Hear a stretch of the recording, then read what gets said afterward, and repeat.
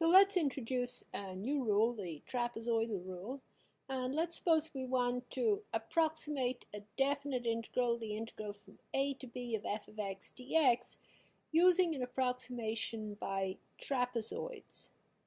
And in this picture we see f of x is greater than or equal to 0, and we have our function shown here in dark pink, and the approximating trapezoids are shown in orange. And you can see it's not a rectangle, it's a rectangle, and on top of the rectangle we have a triangle which joins the points on the curve at the left end point and the right end point of the subinterval. We approximate the area under this curve, which is the definite integral, by the sum of the areas of these trapezoids.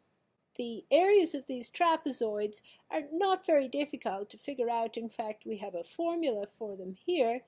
If I'm looking at the interval from, say, x1 to x2, then the area of the rectangle is going to be delta x, which is the width, times f of x1.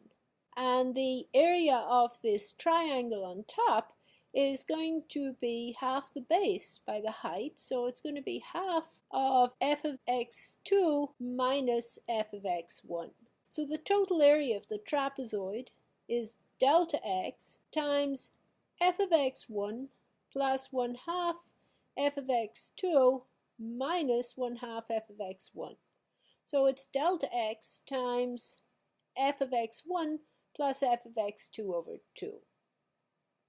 So that gives you a general formula for the area of these trapezoids, and when I add their areas together, the delta x over 2 comes out, and I get f of x0 plus f of x1 plus f of x1 plus f of x2 plus f of x2 plus f of x3, etc., etc., etc., plus f of xn minus 1 plus f of xn.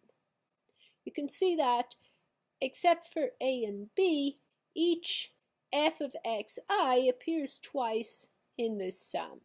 So the final formula for my trapezoidal approximation with n subintervals is delta x over 2, where delta x is b minus a over n, times f of x0 plus 2 times f of x1 plus 2 times f of x2, etc., etc., plus 2 times f of xn minus 1 plus f of xn. And of course delta x and xi can be calculated as before. Well, let's apply this to our previous definite integral, the integral from 1 to 4 of 1 over x dx, which of course we have a very good approximation for here. It's 1.386294361. Delta x as before is we're using 6 approximating rectangles, so delta x is 4 minus 1 over 6, which is 1/2. We've already calculated the endpoints of the subinterval as a equals 1, x1 is 3 over 2, x2 is 2, x3 is 5 over 2, etc., etc. The sixth one is 4. And now we calculate f of xi at each of these endpoints. And of course f of xi is 1 over xi. So we get 1 over 1 is 1, 1 over 3 over 2 is 2 over 3, etc., etc., etc. And now let's check out our formula. So the sixth trapezoidal approximation, or the trapezoidal approximation with n equals 6, is delta x over 2 times f of x0 plus 2 times f of x1 plus 2 times f of x2, etc., etc., plus 2 times f of x5 plus f of x6. And when I calculate this, I get 1 over 4, because delta x is 1 over 2, times 1 plus 2 times 2 over 3 plus 2 times 1 over 2, etc., etc., etc. Adding it up, I get 1.405357143. This one over approximates. Remember, the midpoint rule gave us an under approximation.